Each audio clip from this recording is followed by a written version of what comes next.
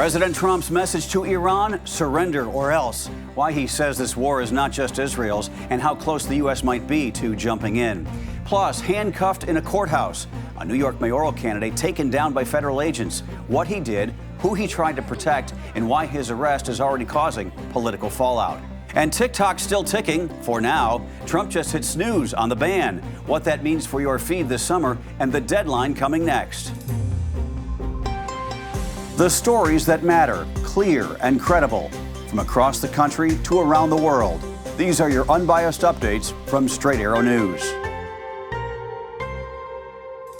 Good morning, I'm Craig DeGrelli. We begin in the Middle East, where Israel is intensifying its strikes on Iran, claiming it hit a facility that makes uranium centrifuges and another used for missile components, all while intercepting 10 missiles fired from Iran overnight. Iran's supreme leader, the same one President Trump and Prime Minister Netanyahu have openly suggested assassinating, fueling talk of regime change, responded online, vowing no mercy and promising a strong response. And now growing signs the United States could be drawn in. President Trump posted on Truth Social demanding Iran's unconditional surrender and claiming, quote, "We now have complete and total control of the skies over Iran." But it's unclear if we means the United States, Israel, or both. Officially, the State Department insists the U.S. is not involved in Israel's strikes inside Iran. Still, Donald Trump met with his national security team in the White House Situation Room on Tuesday, and multiple reports say he's considering joining Israel in targeting Iran's nuclear sites, though that's not confirmed.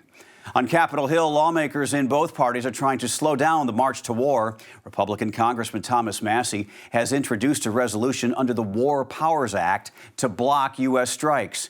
He was joined by co-sponsor, Democratic Congressman Ro Khanna. No Republicans, by the way, are with him. And Democratic Senator Tim Kaine is leading a similar effort, demanding Trump get approval from Congress before taking military action, unless the U.S. is responding to an imminent threat. But GOP Senate Leader John Thune says it's too soon, and the goal is still getting Iran to end its nuclear program. Another flashpoint in California as a federal appeals court considers whether President Trump overstepped his authority by deploying the California National Guard. The White House says 2,000 troops are now headed to Los Angeles. U.S. Northern Command says the troops are there to protect federal property and personnel, not engage in law enforcement. The deployment is part of the same contingent ordered last week, meaning technically no new troops, but a reinforcement of the mission. The total now includes 4,100 National Guard members and 700 Marines already on the ground. It comes as the Ninth Circuit Court of Appeals heard arguments on Tuesday over California's legal challenge to Trump's order, which took control of the state's National Guard without Governor Gavin Newsom's consent. No ruling yet, but a lower court judge who previously ordered Trump to return control to California holds a follow-up hearing on Friday. That order is on pause for now, but could be extended. The stakes are high. It's the first time since 1965 a president has federalized a state guard without a governor's approval. Legal experts say the outcome could set a powerful precedent for presidential authority to deploy troops in American cities.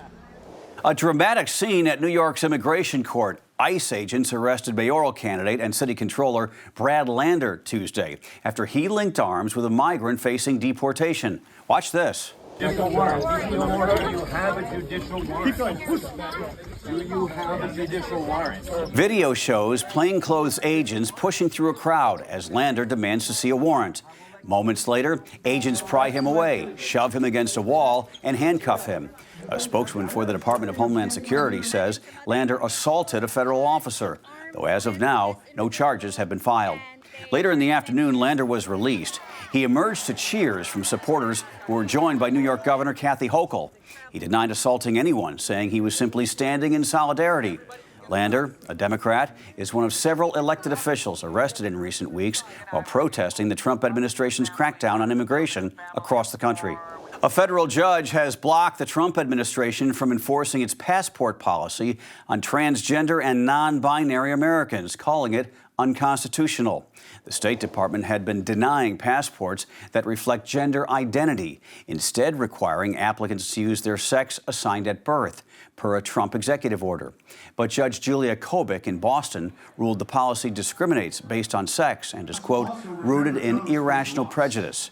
She has now granted class action status, meaning the ban is blocked for all transgender, non-binary, and intersex applicants nationwide while the lawsuit plays out.